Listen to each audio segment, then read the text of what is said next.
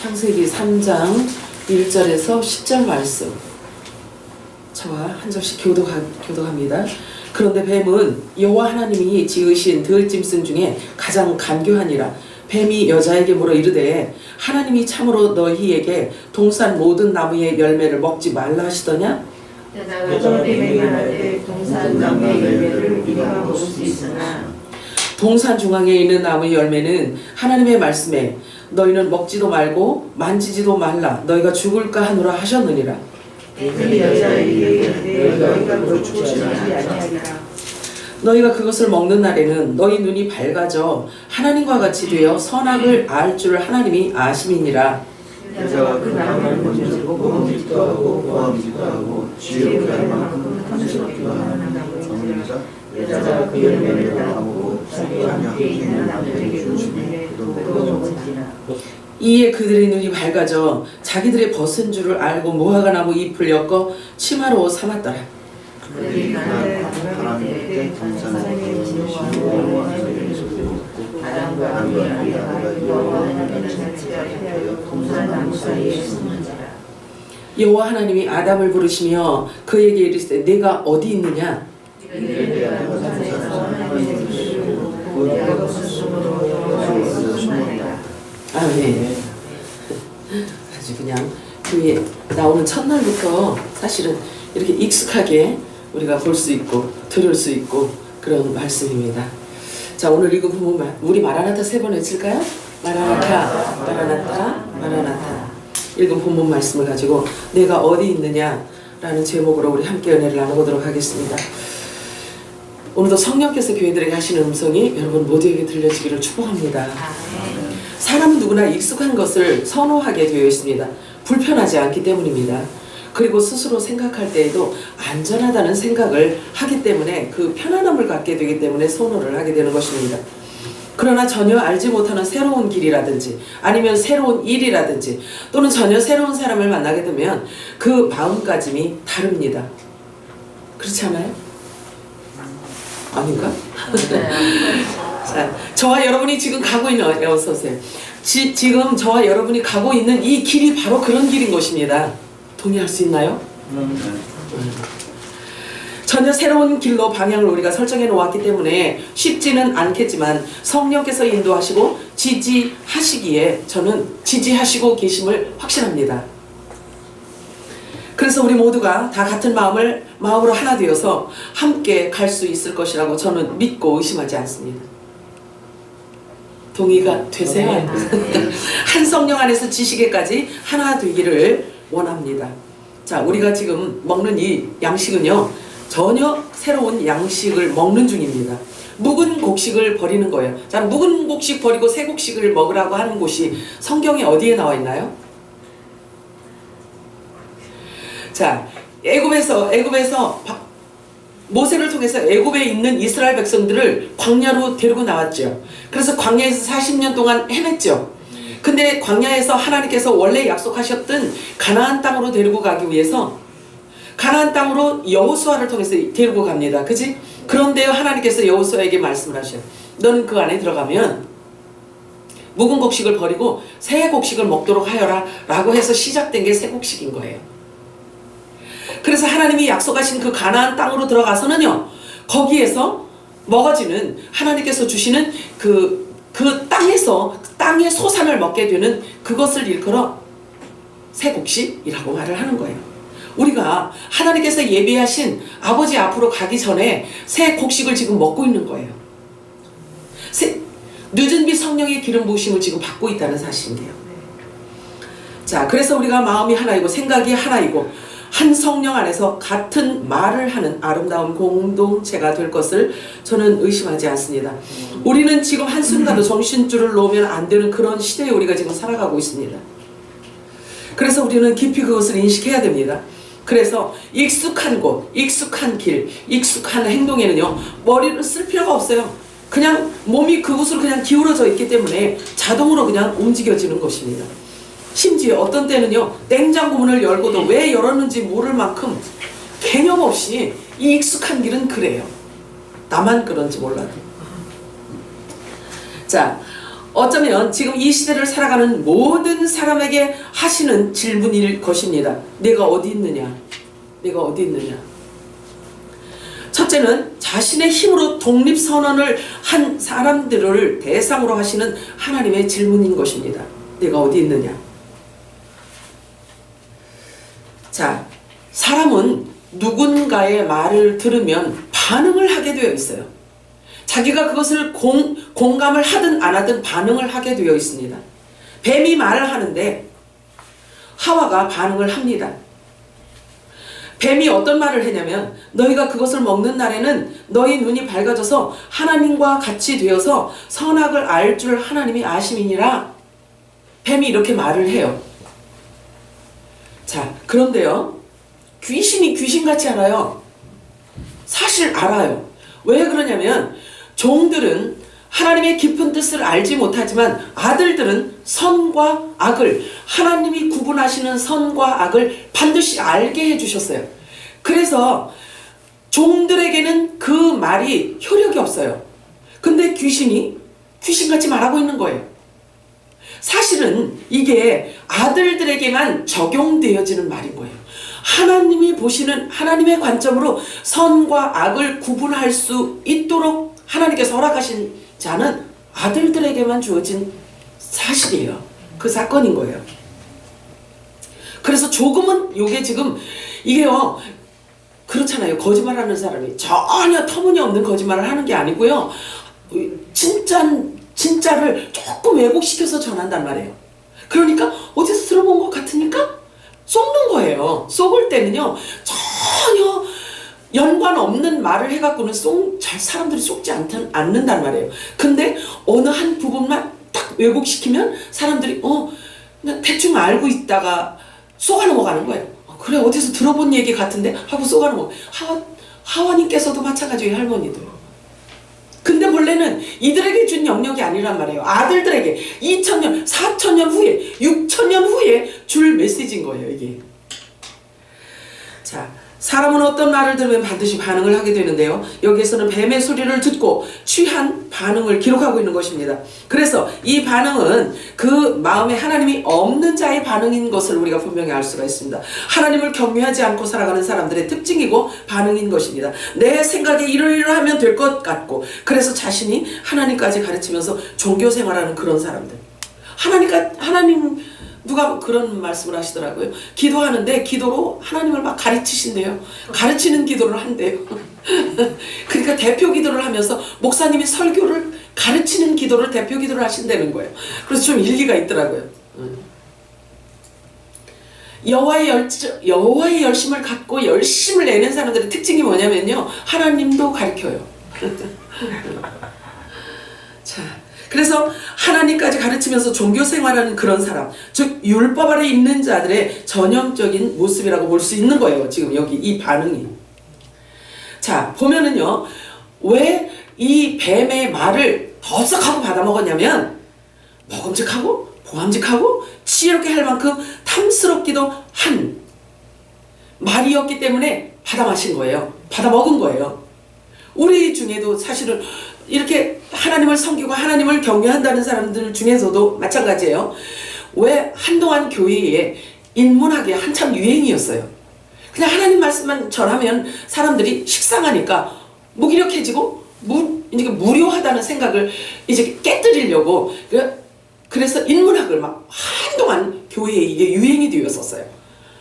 왜 그러냐면 하나님의 진리의 말씀이 자기가 전하면서도 이 깊이를 잘 모르니까 자기가 무기력증에 빠지고 자기가 매너리즘에 빠지니까 그걸 사용하는 거예요.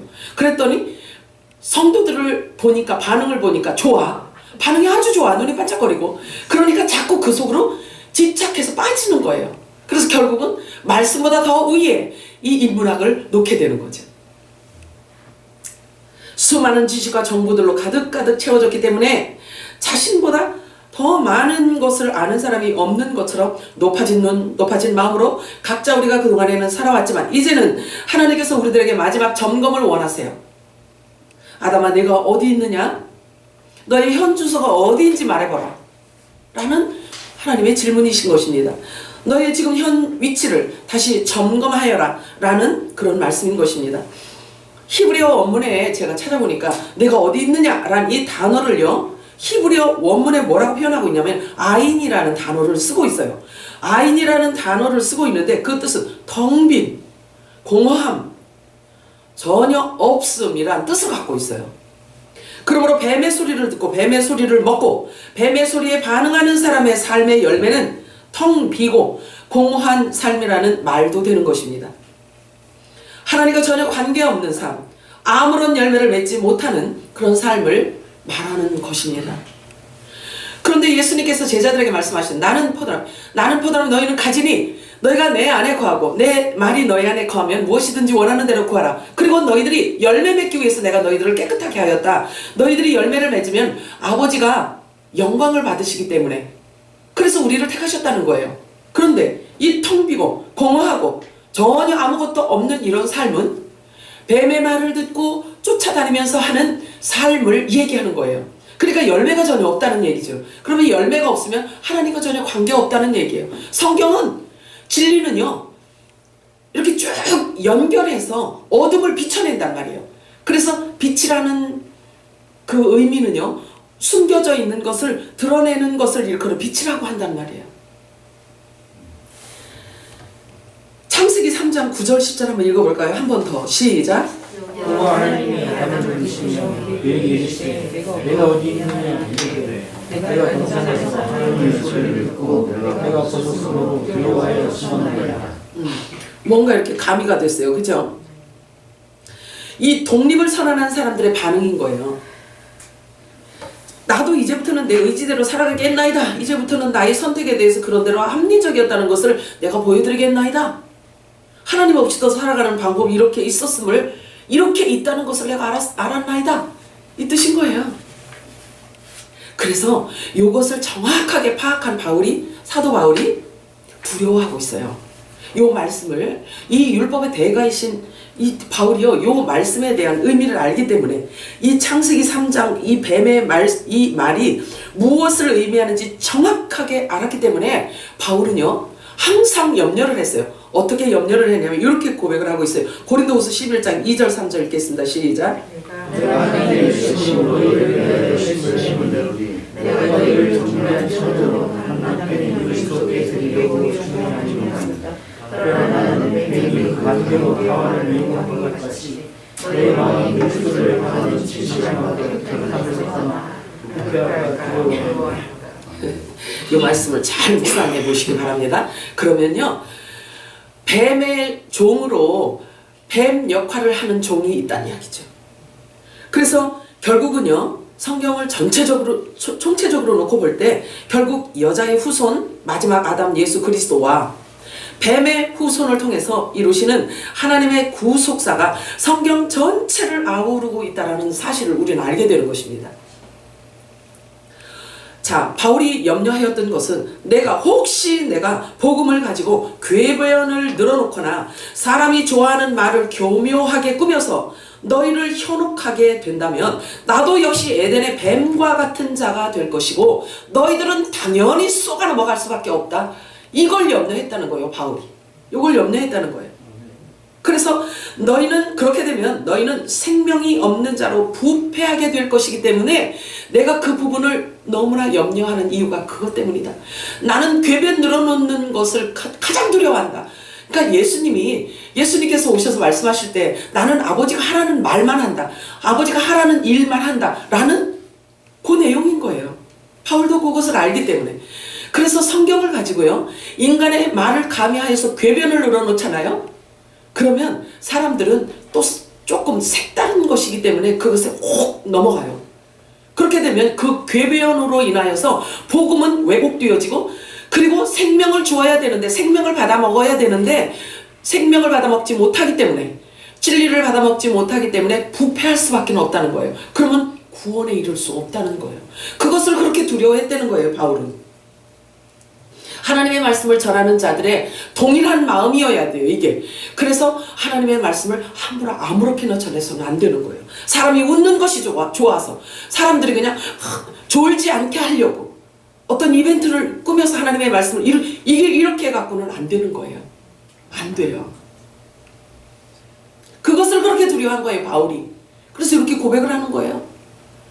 그래서 사람을 기쁘게 하래, 하나님을 기쁘시게 하래, 이 둘 중에 하나를 선택을 해야 되는 거예요. 말씀 들은 자, 말씀을 갖고 전하는 자들은. 가만히 보니까 사람들이 이 이야기를 하니까 기뻐하네? 웃네? 분위기가 확 바뀌네? 너무 화기애애하네?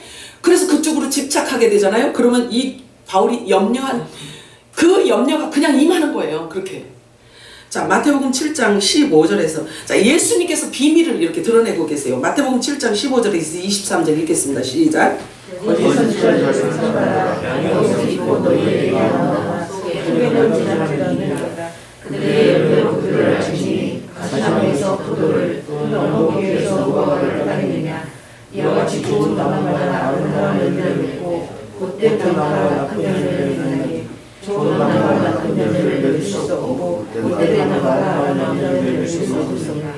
아름다운 열매를 맺지 않는 나무마다 지켜 그의 덕에 던져니라. 여러분 그들의 열매로 그들을 알리라. 나도 주여 주여 하는 자마다 다 천국에 들어갈 것이라니요. 다만 하늘에 계신 내 아버지의 뜻대로 온전한 자라야 들어가리라. 그날에 많은 사람이 나더러 이르되 주여 주여 우리가 주의 이름으로 선지자 노릇하며 주의 이름으로 귀신을 쫓아내며 주의 이름으로 많은 권능을 행하지 아니하였나이다. 그때 내가 저희에게 말하되 내가 너희를 도무지 알지 못하니 불법을 행하는 자들아 주에게서 떠나가라 하리라. 무서운 말씀이에요.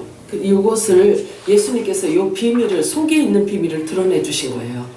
그래서 이 말씀을 빛으로 여러분들이 받게 되잖아요. 그러면 하나님 관점으로 선과 악을 분별할 수 있는 지혜가 생기게 돼요. 여기서 예수님께서 말씀하시기를 포도나무와 무화과 나무를 좋은 나무로 표현해 주고 계시죠. 그리고 가시나무와 엉겅퀴는 나쁜 열매를 맺는 못된 나무로 표현해 주시면서 마귀의 자녀들을 폭로해 주시는 거예요. 이게 포도나무는 예수님을 상징하고 그 포도나무에 붙어있는 가지는 제자, 후사, 하나님의 아들, 곧 하늘 보좌 우편에 앉게 될 복음의 아들들을 표현하는 계시인 것입니다. 거짓 선지자이면서도, 즉 불법을 행하면서도 사람들의 눈은 철저하게 속일 수 있었고, 거짓 선지자이면서도 얼마나 화려한 사역을 해왔는지를 이 말씀을 보아서 우리는 분명하게 알 수가 있습니다. 예수님의 말씀은 온전히 저와 여러분을 위한 말씀이라는 사실을 여러분 기억하셔야 됩니다. 하나님은 깨닫기를 원하시는 것입니다. 그래서 예수를 믿는다고 하면서도 실제로 예수님을 믿지 않는 사람들이 세상에 너무 많이 있다는 사실이에요. 예수님께서 하신 말씀을 믿지 않는 그것을 믿지 않는다라고 주님은 간주하시기 때문에 그렇습니다. 모르면 믿을 수가 없잖아요. 아무거나 믿을 수 있는 게 아니잖아요. 그런데 자기 나름대로 하나님이 형상을 만들어 놓고 자기 나름대로 성경을 자기 스스로 큐티해서 자기 혼자 생각하고 이런 하나님이시구나 하고 이렇게 그것을 갖고 믿는다. 허상을 믿는 거예요. 허상을. 그런데 하나님하고는 관계없어요. 하나님은 믿음을 보시고 그들을 구원해 주시거든요. 무엇을 붙들고 무엇을 잡고 믿느냐를 통해서 그 안에 진리의 성령 자체가 사람을 변화시키고 그 말씀 자체가 그 성령께서 사람을 부활시켜서 데려가신단 말이에요. 그런데 엉뚱한 것을 자기가 붙들고 이게 믿음이야 하고 투철한 믿음을 갖고 있는다고 해서 되는 게 아니란 말이에요. 그리고 예수님 말씀하신 말씀을 듣고도 순종하지 않는 자는 예수님을 사랑하는 자가 아니라고 말씀을 하고 있어요. 예수님은 이렇게 에덴의 간교한 뱀의 정체를 드러내시고 우리를 어디로 끌어가시냐면요, 계시록 말씀으로 끌어가요. 우리를. 그래서 진리의 성령이 우리에게 오시잖아요. 그러면 모든 진리 가운데로 우리를 끌어가신다고 말씀하셔요. 그치? 예수 이름으로 보내진 보혜사 성령, 그분도 역시 예수님이시란 말이에요. 예수의 영이란 말이에요. 그러면 진리의 성령, 보혜사 성령이 저와 여러분에게 늦은 빛 성령으로 이제 우리 안에 임재하시잖아요. 그러면 예수님께서 성경 모든 것을 다 들춰내시는 거예요. 이게 마지막 때 주님이 하실 일이란 말이에요. 그래서 예수님이 어떤 의미로 이런 말씀을 하셨는지에 대해서 깨닫게 하기 위해서 우리를 성경을 그냥 마스키 하나를 딱 주셔놓고요, 마구 우리를 진리 가운데로 끌어가는 거예요. 그래서 요 뱀의 이 거짓 선지자들은 곧 뱀의 종이란 말이에요. 이들이 하는 이 행위를 우리들에게 보여주시고 나서 그들의 결말을 또 우리를 끌고 어디로 가냐면 계시록으로 가요. 그들의 결말까지 우리들에게 가르쳐 주시는 거예요. 계시록 20장 1절에서 3절 읽어볼까요? 시작.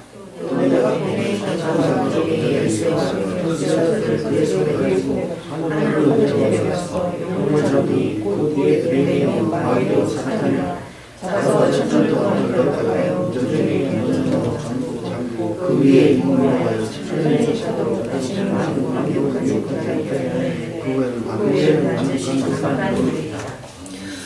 제가 이제 권면하고 싶은 게 있어요. 여러분들한테 권면하고 싶은 게 뭐냐면 우리는요, 저와 여러분은 하나님의 아들이고 하나님의 영이 우리 안에 와 계신단 말이에요. 그렇기 때문에 우리가 하나님이 하시는 일에 하나님의 계획하신 일과 하나님이 앞으로 이루실 일과 장래의 일과 그리고 하나님께서 어떻게 해서 구속사를 이루어 가시는지에 대한 것을 어떤 한 부분만 여러분들이 들어가 있지 말고 하나님의 관점으로 볼 수 있도록 여러분의 영혼을 위로 쫙 끌어올려서 성경을 하나님 관점으로 볼 수 있는 훈련을 하시기를 바라요. 그렇다라고 한다면요, 우리가 지금 얼마나 가까운 곳에 있냐면 천년왕국이 곧 임하게 될 건데요, 천년왕국을 우리는 오가는 거예요. 그러면 7,000년이라는 이 시간을 있잖아요, 우리는 초월해서 막 넘나드는 거예요. 우린 그런 사람들인데? 그래요. 아멘이 왜 이렇게 아까워서 하지? 7,000년을 오가는 저와 여러분이란 말이에요. 왜? 그걸 하나님이 우리들 아들들에게 주셨단 말이에요. 그래서 7,000년을 막 오가는 거예요. 그래서 그 안에서 하나님께서 계획하신 하나님의 프로젝트를 우리는 미리 보는 거예요. 장래일을 일으키실, 장래에 일어날 일들을 보는 거예요. 자, 그래서 에서와 야곱이 쌍둥이잖아요. 그래서 뭐라고 얘기를 하냐면 큰 자가 작은 자를 섬긴다라는 이야기가 뭐냐면, 제가 부연 설명을 조금 하면요, 큰 자 에서는요 피난처에서 숨겨져 있다가 천년왕국으로 넘어가요. 육체를 입고요. 천년왕국으로 넘어가요. 그런데 그 천년왕국을 다스릴 자가 누구? 야곱의 후손들이란 말이에요. 그렇기 때문에 큰 자가 작은 자를 섬기는 거예요. 그것을 얘기하는 거예요. 그럼 보세요. 이미 창세기부터 7,000년 후에 있을 일을 하나님은 그 안에 다 담아놓은 거예요, 이게. 그러니까 아들들에게는요 7,000년을 막 넘나들며 오가는 이것이 지극히 당연한 거예요. 자, 보세요. 에덴에 있던 이 뱀이 그동안 얼마나 많은 사람들의 혼들을 뽑아 마셨던지. 창세기 에덴에서는 뱀이었는데 계시록에 가보니까 그 크기가 용이 돼버렸어요. 어마어마한 힘을 지금 발휘한다라는 거예요. 마지막 때는 더 그 힘을 발휘한다는 거죠. 그것으로 그 용의 그 에너지를 사람들에게 넣어서 용과 비스무리하게 생긴 유전자를 가진 자를 사용하는 거예요. 그게 에덴에서부터 행했던 그 짓을 지금까지도 하는 거예요. 주님 오실 때까지 해요. 근데 빛이 임한 자들은요, 사단이 옛 방법으로 동일하게 행하는 그 모습을 알기 때문에 안 속는 거예요. 얼마나 지난 6,000년 동안 얼마나 많은 사람들을 미혹했고 얼마나 많은 사람들을 음부로 집어넣었을까를 생각하니 이 용이 생각하니까 화가 나요. 몰라서 쏘가 넘어가고 몰라서 미혹에 넘어갔을 걸 생각하니까 너무 화가 나는 거예요. 천국과 지옥이 눈에 보이지 않는다고 해서 이 눈에 보여지는 것이 전부인 것처럼 사람들을 속이고 미혹하지만 사실은 속이고 속는 자들은 본래 어린 양의 생명책에 이름이 기록되어져 있지 않은 자들이에요. 그냥 이렇게 죄와 사망으로 이렇게 몸 자체가 기울어져 있는 자들인 거예요. 가만히 있어도 자연스럽게 그렇게 가게 되어 있는 거죠. 자, 계시록 13장 8절 읽어볼까요? 읽겠습니다. 시작. 주님을 향한 어린 양의 생명책에 장세일로 이름이 기록되지 못하고 이 땅에 사는 자들은 다 죽으시니 생명되리라. 그래요. 이게 사실은 그 창세기부터 뱀의 후손들이 창세기부터 시작이 되어지는데 결국은 여기까지 오잖아요. 근데 그 짐승에게 절한다라는 것은 그 짐승이 주는 미혹이 너무 달콤하기 때문에 그냥 쭉 그냥 자석에 붙어 오듯이 오는 거예요. 그래서 지금까지 이렇게 온 거예요. 그들의 정체를 지금 우리들에게 가르쳐주고 있는 것입니다. 그냥 자연스럽게 이루어지는 일들인 거예요. 짐승을 따르고 짐승의 양식을 먹고 그리고 짐승의 소리를 들으면 자기도 그 짐승의 말을 하지 않겠어요? 당연히 짐승이 한 말을 하죠. 왜? 그 소리를 먹었기 때문에. 그래서 짐승의 마음으로 산다는 그 삶은 매우 자연스러운 것이에요. 그리고 당연한 그런 현상인 것입니다. 그래서 아들들이 빨리 일어나야 되는 거예요. 아닌 것을 들춰내야 줘야 되고 아닌 것을 아니라고 얘기해 줄 수 있는 사람은 아들들밖에 없는 거예요. 하나님은 사람의 중심을 보십니다. 하나님은 사람의 중심을 보셔요. 사람들은 이 보여지는 것에 너무 이렇게 집중하기 때문에 미혹에 넘어가기 참 쉬워요.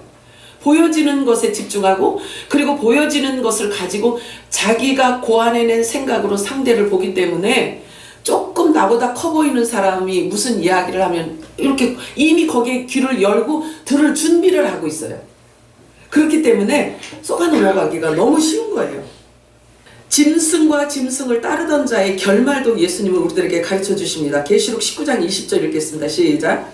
짐승이 앞에고 그와 부정하려는 것을 자들을 함께 있었으니 이는 짐승이 열려받고 외국 사람이 경배하던 자들을 표적으로 기록하던 자들이라. 이들이 자체로 그 옷을 던져주고 모든 기회, 성경을 보면요, 모든 기회는 우리가 육체를 입고 있는 동안에만 기회가 주어져요. 그래서 죽기 직전에 내가 순종하지 뭐, 이거는요 말이 안 돼요. 이거는. 자 보세요. 짐승과 짐승을 따르던 자들의 최후입니다. 이게 둘째 사망이라고 하는 거예요. 둘째 사망. 둘째 사망, 영원한 기회 박탈이에요.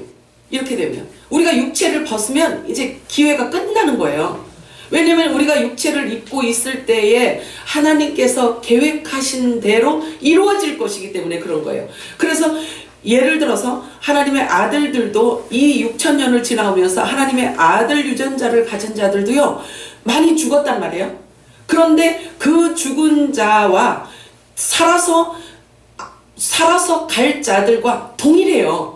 그래서 그들이 가 있는 어느 처소가 있어요. 아들들이 가 있는 처소. 그걸 낙원이라고 해요. 그래서 예수님이 공중강림을 하시잖아요. 그러면 그 낙원에 있는 아들들이 먼저 주님을 맞이해요. 공중에서. 그리고 그 다음에 우리가 가는 거예요. 그래서 우리가 우리보다 더 먼저 간단 말이에요. 그분들이. 그렇습니다. 정해져 있단 말이에요. 육체를 입고 있는 동안에 기회가 주어지기 때문에 우리는 정신을 바짝 차려야 되는 거예요. 자, 마태복음 13장 49절 50절과 40절에서 42절 우리 함께 읽겠습니다. 시작. 세상 끝에 열하리라. 천사들이 와서 이 중에서 아기를 갈라내어 붉은 내려 던져놓으니 거기서 울며 이를 하리라. 그런즉 가라사를 물고 물에 사는 것 같이 세상 끝으로 돌아가리라.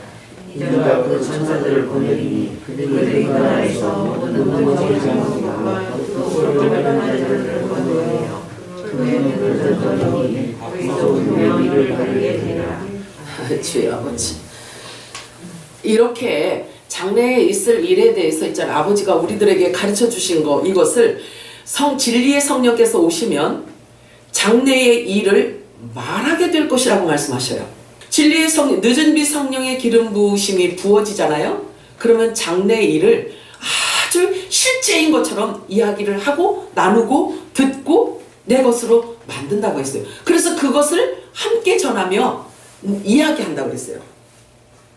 가시나무에서 포도를 또는 엉겅퀴에서 무화과를 따겠느냐? 못된 나무가 아름다운 열매를 맺을 수 없느니라. 그러나 반드시 아름다운 열매를 맺지 아니하는 나무는 찍어서 불에 던져질 것이다. 불심판이 주어지는데요. 그 불심판에 던지겠다는 말씀인 거예요. 포도는 아들들을 의미하고 있고요. 무화과는 종들을 의미합니다. 할렐루야. 어린 양의 생명책에 기록된 자들을 말씀하시는 거예요. 지금 이게 그 말씀인 거예요. 내가 어디 있느냐? 너의 현 주소가 어디로 되어 있는지 다시 한번 확인해 보아라 라는 사인인 것입니다. 모든 사람은 하나님의 눈을 피해 갈 수 없습니다. 숨을 수가 없습니다. 숨을 곳이 없습니다. 그러므로 누구든지 그가 어디에 연합을 이루고 있는지에 대해서도 하나님 지금은 다 알고 계세요. 그 사람이 어디에 소속되어 있는지, 그 사람 주소가, 영적인 주소가 어디인지를 너무나 잘 알고 계셔요, 지금 하나님. 그래서 아들을 지금 보면서 하나님이 구분하신다라는 거죠. 자, 그렇다면 WCC, WEA, NCCK에 가입해서요, 이 짐승이 주는 힘과 권력을 지금 힘껏 발휘하고 있는데요. 사람들은 그것을 몰라도, 사람들은 몰라요. 그런데 하나님은 그 각 개개인이 어디에 소속되어 있고 어디에서 피가 흐르고 핏줄이 연결이 되어져 있는지는 하나님은 다 보고 계세요. 다 알고 계세요. 사람들은 하나님을 너무 과소평가하는 것 같아요. 안 보인다고. 너무 과소평가하는 것 같아요. 그래서 돌이킬 수 없는 실수들을 자꾸 하는 것 같아요. 눈에 안 보이고 오늘 잘못했는데 당장 벼락이 안 내린다고. 그래서 사람들이 간이 배 밖으로 막 튀어나왔어요.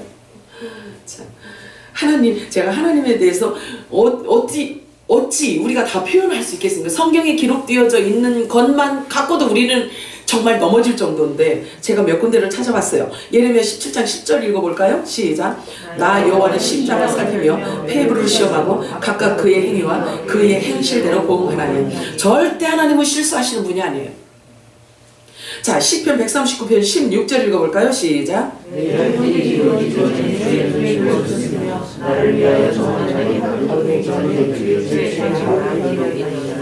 보세요. 자, 이사야 40장 15절 읽겠습니다. 시작.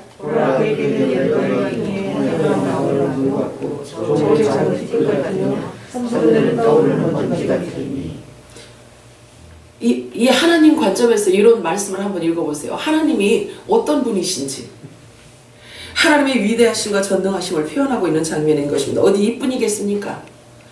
모든 성경은 하늘에 속한 교회와 땅에 속한 교회의 그 생명의 정체성과 근원을 말해주고 있는데요. 결론은 그 본질이 동일하지 않다는 것을 우리들에게 말씀해 놓고 있습니다. 그것을 우리가 지금 발견했을 뿐인 거예요.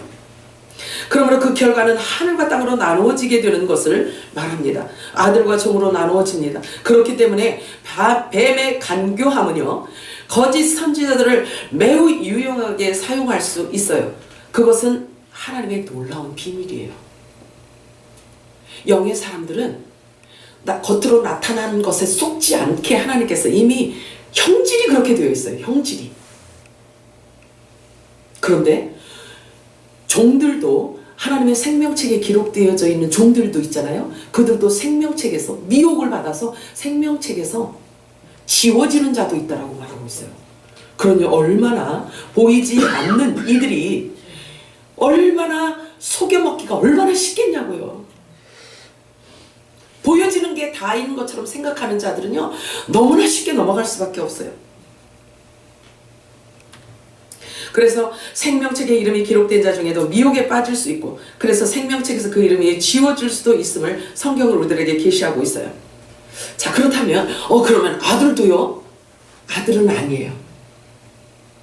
아들은 아니에요. 왜 그럴까요?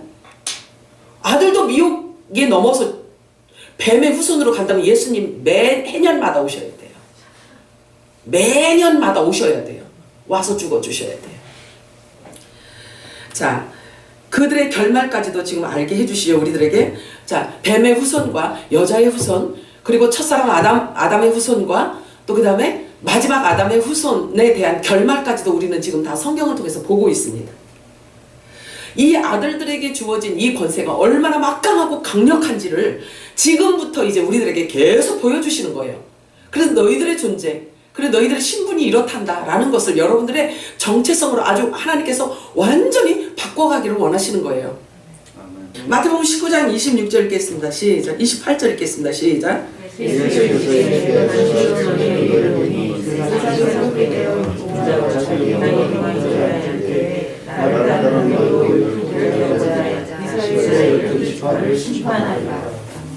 누가 누구를 심판해요? 아들이 종을 심판한다는 얘기예요. 주여. 그래요. 대환란의 그 무시무시한 후 3년 반의 대접 심판이 있을 때에 하나님의 아들들은요 그 환란을 허락하지 않으셨어요. 하나님의 진노에 버리시지 않는다고 약속하셨어요. 그 불구덩이에 우리를 집어넣지 않는다고 약속하셨어요. 그 7년 대환란 불구덩이 속에서는 이미 아들들은 이미 올라가서 하나님 나라에서 아버지 나라에서 해같이 빛난 그 혼인잔치를 하고 있는 중인 거예요. 약속이라니까요. 왜 그러냐면 아들들은요 육신을 입고 있는 동안에 물을 통과하고 불을 통과해서 육을 완전히 벗겨서 들어가신단 말이에요. 자, 혹시 우리 중에는 그런 사람이 없어요. 없다고 믿어요. 아직도 6월절을 십자가를 통과하지 않은 자가 있다면요 아마 각오해야 될걸요. 왜냐면 부활시키려면 육을 벗겨야 되기 때문에 그래요. 육으로는 갈 수가 없기 때문에 육을 가지고는 혈육을 가지고는요 부활이 될 수가 없어요. 그렇기 때문에 반드시 벗겨야 돼. 반드시 말씀 앞에 무릎 꿇고 예스 말씀 믿습니다. 그냥 그렇게 믿으시면 돼요. 자, 그래서 아들들과 약속한 이 약속이 곧 성취되어지는 날이 우리 눈앞에 있다는 사실이에요. 그래서 하늘 보좌 오른편 12보좌 왕의 자리에 우리를 앉혀주시기로 약속을 했기 때문에 여러분들의 정체성을 아주 고급지게 가지셔야 돼요. 데살로니가전서 5장 9절 읽겠습니다. 시작. 하나님이 우리를 세우심은 우리를 구하시는 일이 하시지 아니요 오직 예수 그리스도로 말미암아 구원을 하셨습니다. 아멘. 이 구원의 공중 휴거를 말하고 있어요. 마태복음 13장 43절 읽겠습니다. 시작. 그때 우리는 전차와 바다에서 진단하라 이는 전차가 여러분 귀 있으신가요? 아멘. 아멘. 아버지가 우리들에게 약속한 약속이에요.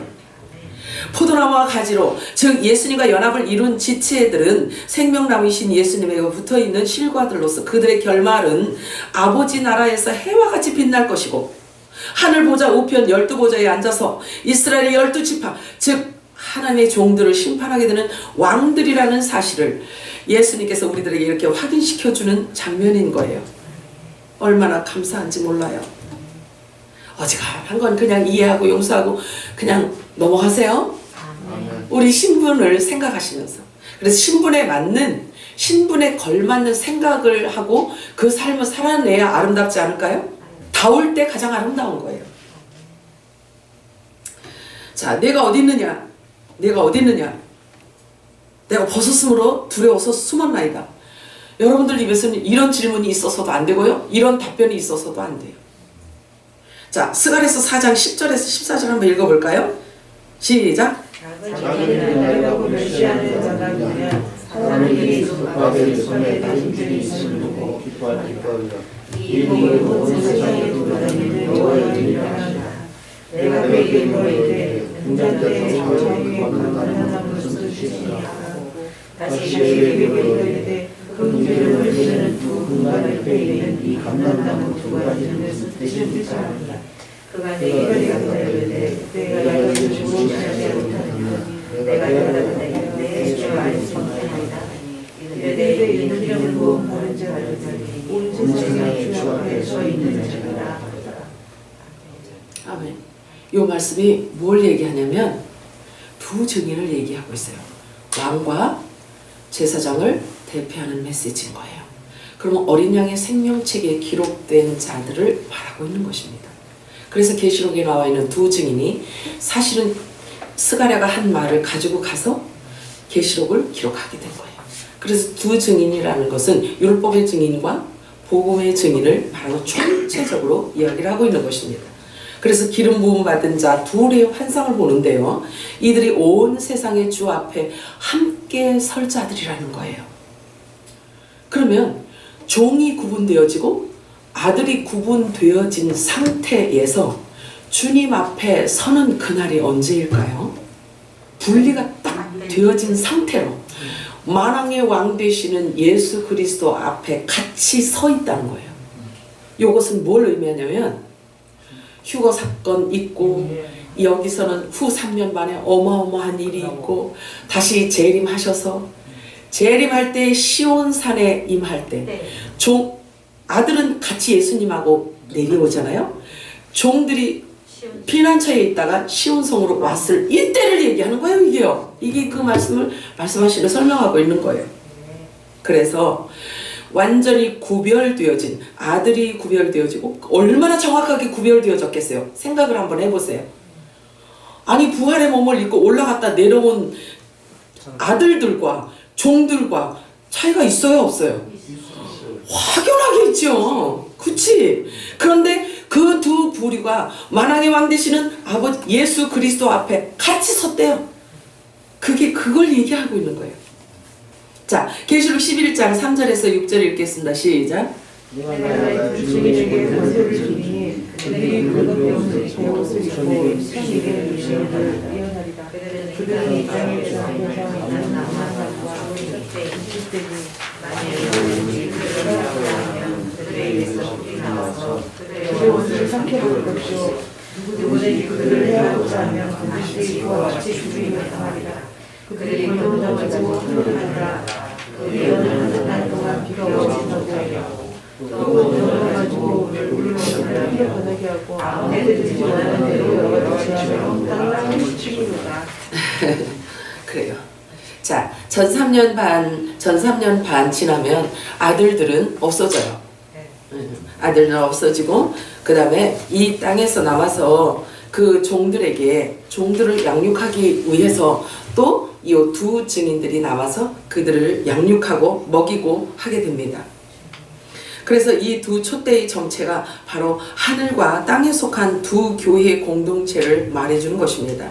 이 환상이 그동안 베일에 가려져 있었기 때문에 이 사람은 이렇게 표현하고 이 사람은 이렇게 표현하고 이랬어요.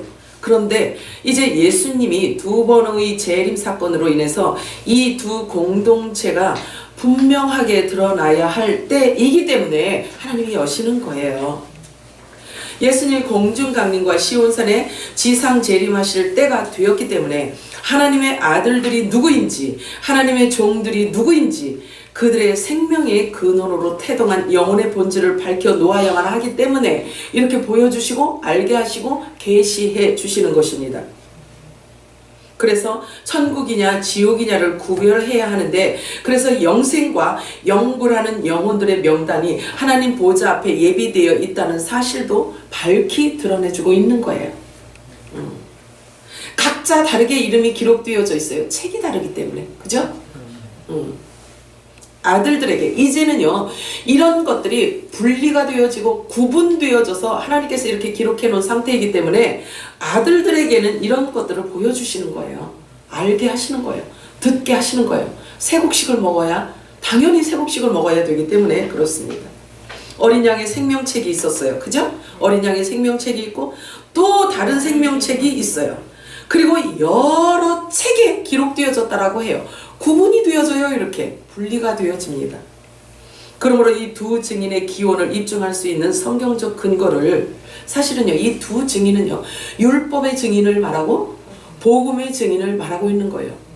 그래서 율법은 종들을 의미하고 있고요. 복음의 아들들은요 빛의 아들들이라고 아예 태어나는 것 자체가 달라요. 태어나는 것 자체가 탄생되어져 태동하는 것 자체가 달라요.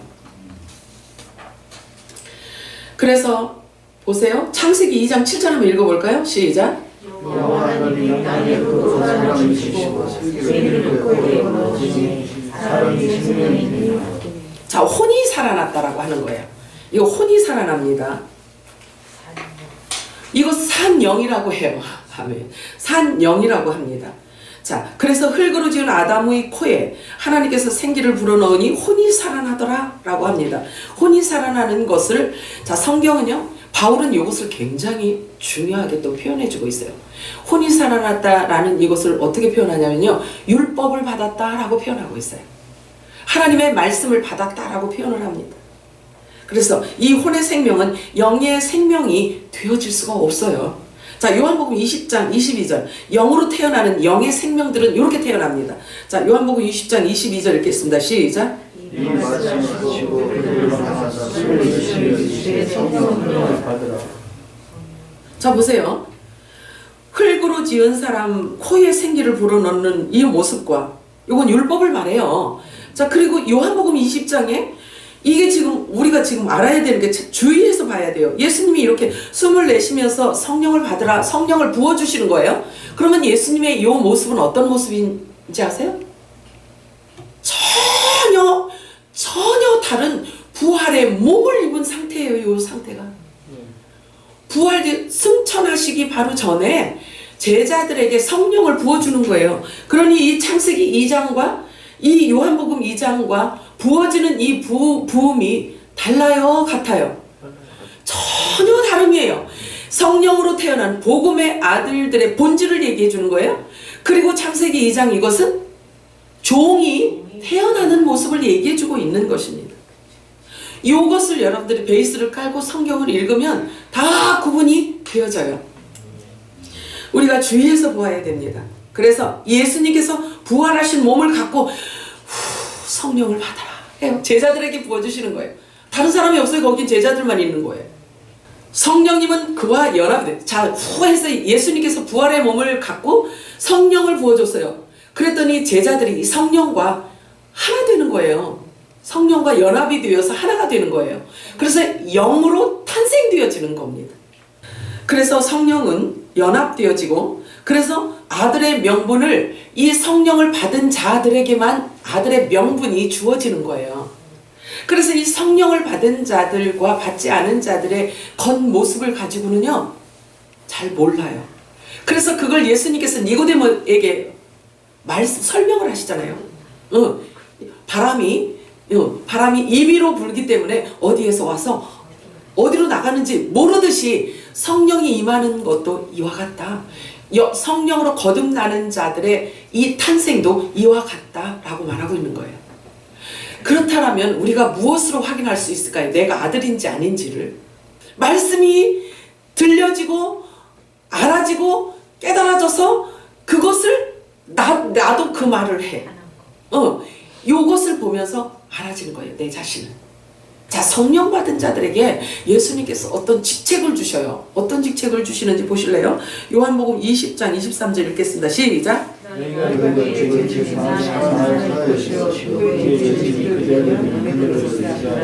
할렐루야.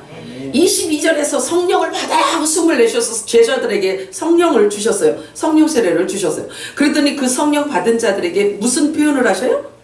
죄 사하는 권세를 주신 거예요. 우리가 계속 암송하는 말씀 있죠? 누가복음 4장 18절에서 19절 우리 함께 읽겠습니다. 시작.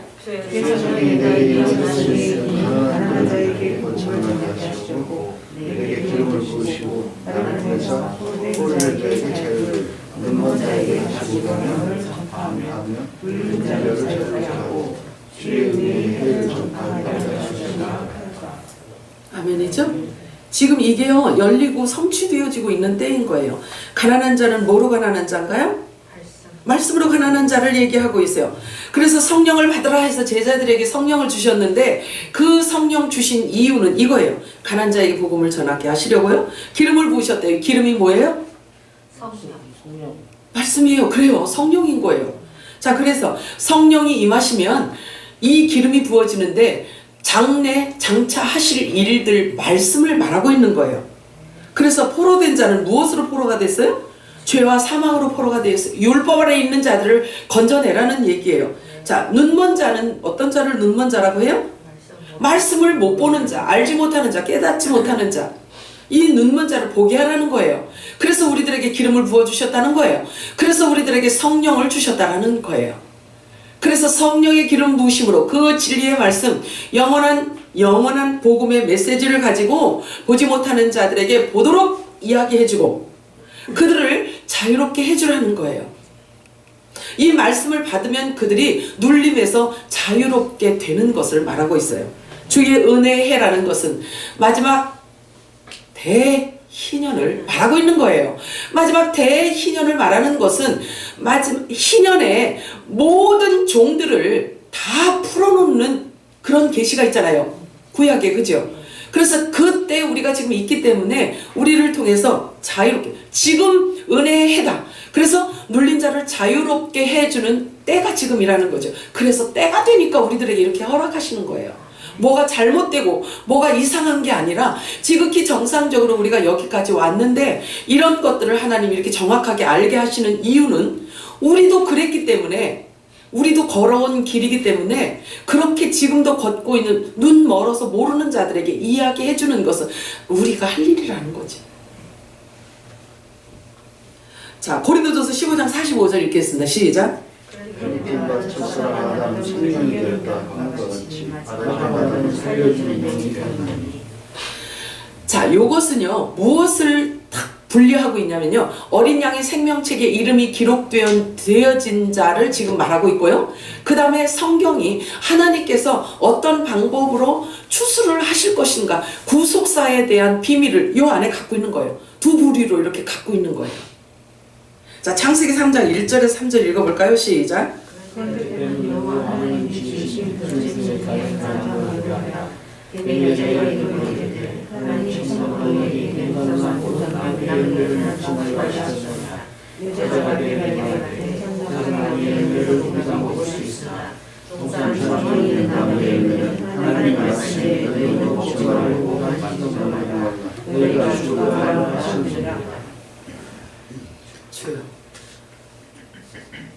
이 본문에 나오는 세 부류의 존재들을 우리가 살펴보면요, 첫사람 아담이 있고요, 돕는 배피 하와가 있고요, 뱀이 있어요. 그죠? 그래서 이 줄기로 계속 연결해서 계시록까지 가서야 그 정체가 확실하게 드러나는 것입니다.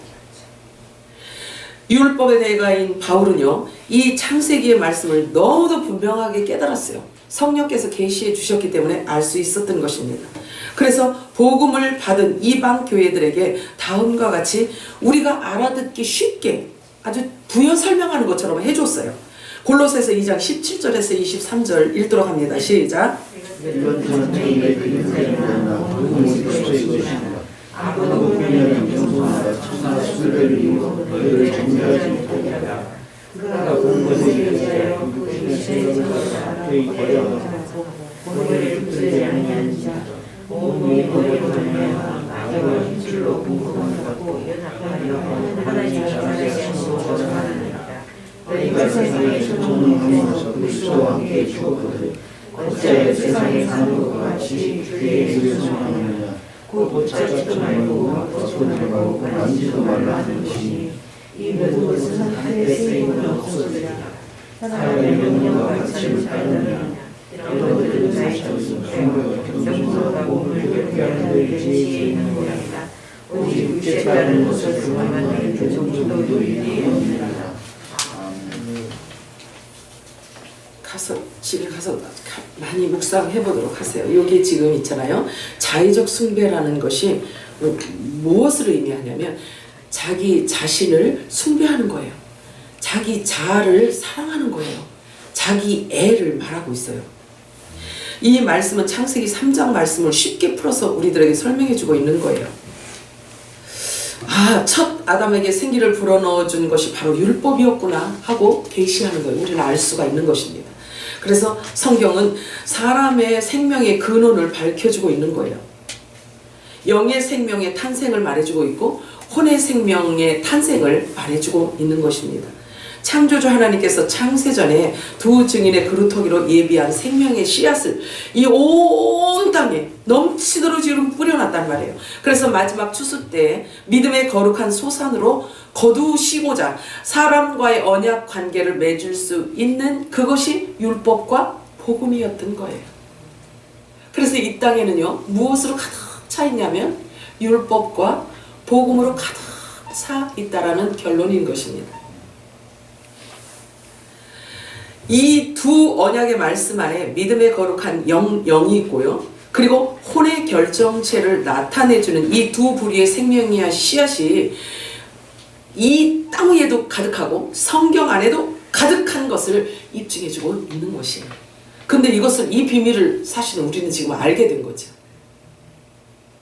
그래서 이 두 언약의 공동체로 연합을 이루는 이 두 증인의 기원을 찾을 수 있는 성경적 근거는 창세 전에 태동한 그 영과 혼의 생명을 우리가 오늘 찾아본 것처럼 그렇습니다. 태동 자체가 다르잖아요. 그죠? 창세기 2장에 이 흙으로 지어진 이제 혼의 생명이 이렇게 태동되어지는 게 보여졌고, 요한복음 20장에 예수님이 부활하신 전혀 육하고 관계없는 정말 이 부활체를, 거룩한 부활체를 입고 그 입에서 주시는 성령으로 기름 부음 받은 자, 태동되는 것과 영과 혼의 차이가 이 정도인 거예요.